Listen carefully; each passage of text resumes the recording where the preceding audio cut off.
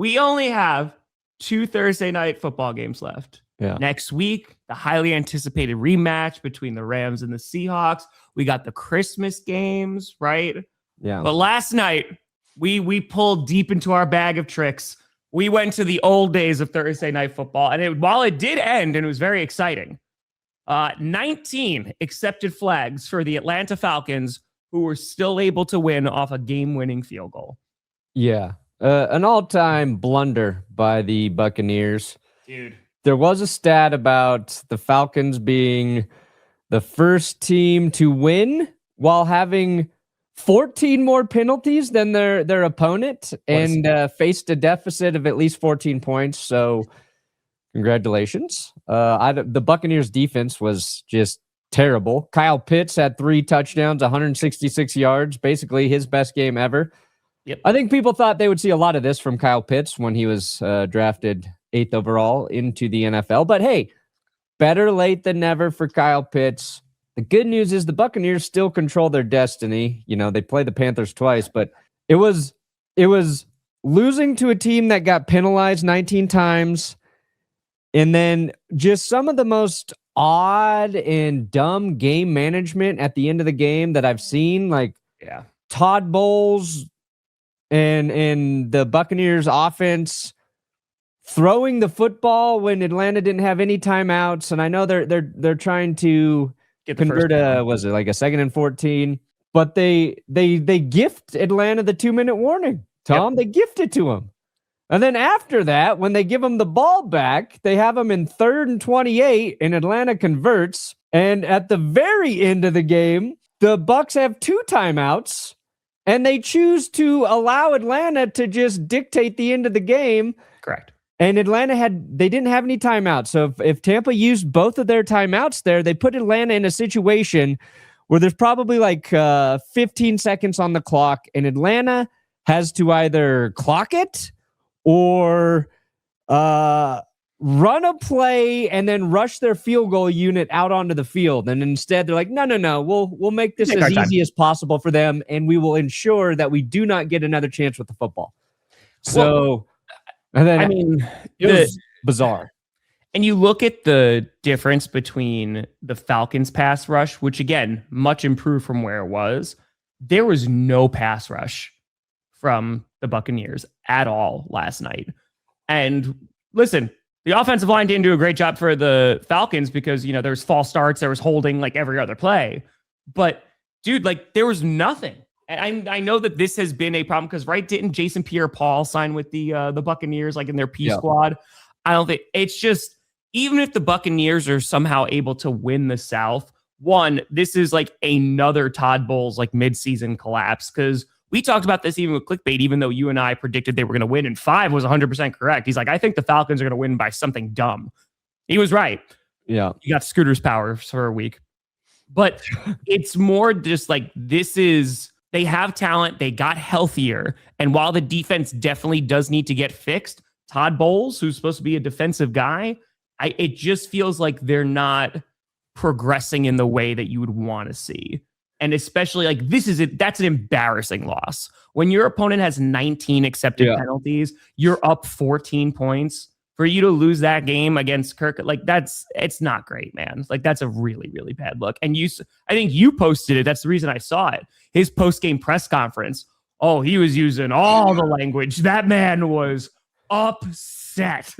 Yeah, it was very funny for a Todd Bowles interview. Yeah, Mr. King. So here's the thing. But as for Buccaneers fans have wanted Todd Bowles fired for a hot minute, right? And it's just because they seem like pedestrian. They usually have this midseason collapse and they limp into the playoffs. They lose that first game, and it doesn't really go very well. I feel like you just may have reached your ceiling with Todd Bowles. And like there was times like Baker was missing throws, and it was really nice to see Mike Evans back. There were some hospital balls that were being thrown. And I know Baker's like still, trying to get back to full strength as he's dealing with an injury, especially on a short week, right? And again, it's like you said, they are in control of their own destiny. But holy cow, man, like that is an ugly, ugly loss. And I feel like if they lose the division, I wouldn't be surprised if you see 2 head coaches in the NFC South fired. Yeah, they got to win. I think this is the kind of performance that costs head coaches their jobs because Happy birthday. like you can definitely blame execution for sure on Tampa. You can blame their defense for forgetting that Kyle Pitts exists, which I get. He's on a lot of fantasy benches last night, you know.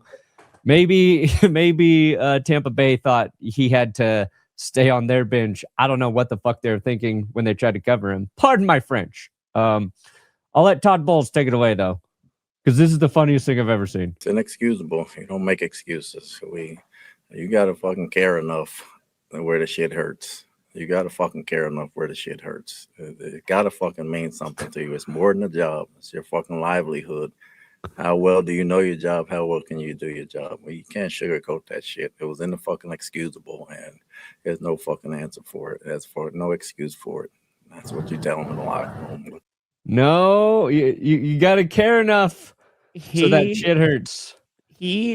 I mean, that's probably one of the most uncensored versions of Todd Bowles like we have ever seen, right? Because usually like in these press conferences, it's just like it's coach speak of like, you know, it starts with me, you know, we got to play better. And he's just like, nope. He's like, you got to look yourself in the mirror.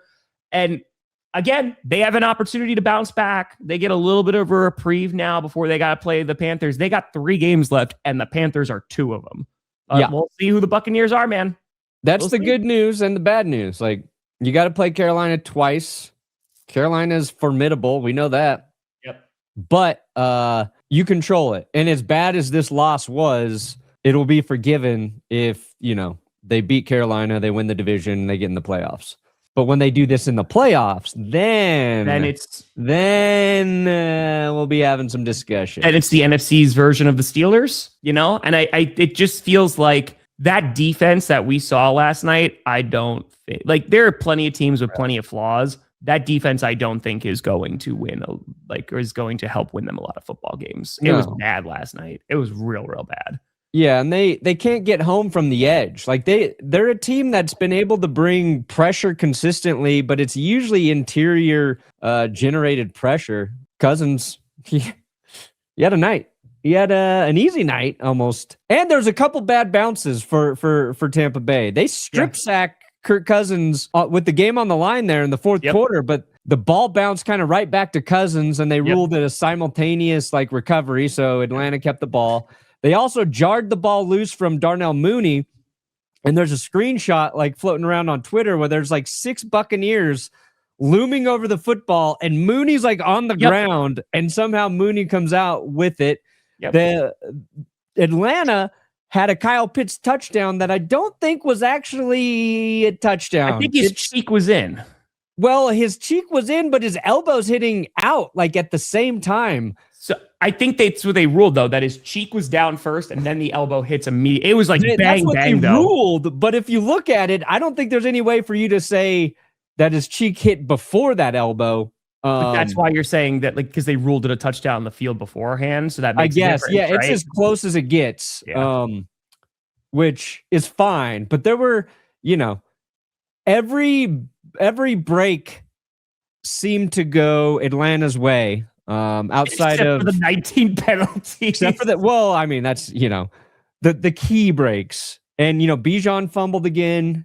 And then did you see Bijan after the game on Amazon? Yeah. He then apologized after that too. He did apologize for talking about a game we all played growing up called Smear the. I never played that. You never played Smear the? No, it was Kill the Ball Carrier. What was it called? It was like Kill the Carrier. Oh, I was like, oh yeah, you can't say that, Bijan. And then I was like, wait a second. What? I've never known any other name for that game. I was I wouldn't even know what to call it. That's not that. Oh yeah, it was Kill the Carrier. Oh, well, we just went with straight murder. That's how we did it in New York. We were just like, we're just Kill the Carrier. So it was funny because you look at Kyle Pitts, the amount. First of all, because he got a majority of that production in the first half, right? He had 2 touchdowns in the first half. Like, he was doing well.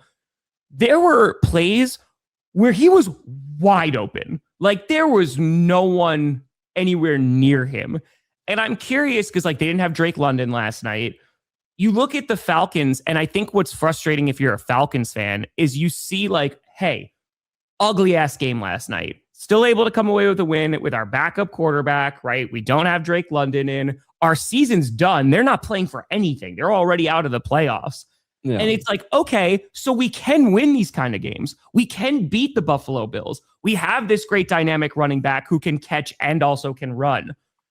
Why can't we put this together? Because Falcons fans are looking at this today and they're like, why are you not firing Raheem Morris? Oh God, now they won. Please don't let him keep his job. They won. It just is not. I think Atlanta and Tampa, because they both want their coach fired, right? The Buccaneers fans want Bowles fired. Falcons fans want Raheem fired. I say they just have to switch coaches for 1 year and see what happens. That's what I said. I said they both fire each other and then they just flip flop. See what happens.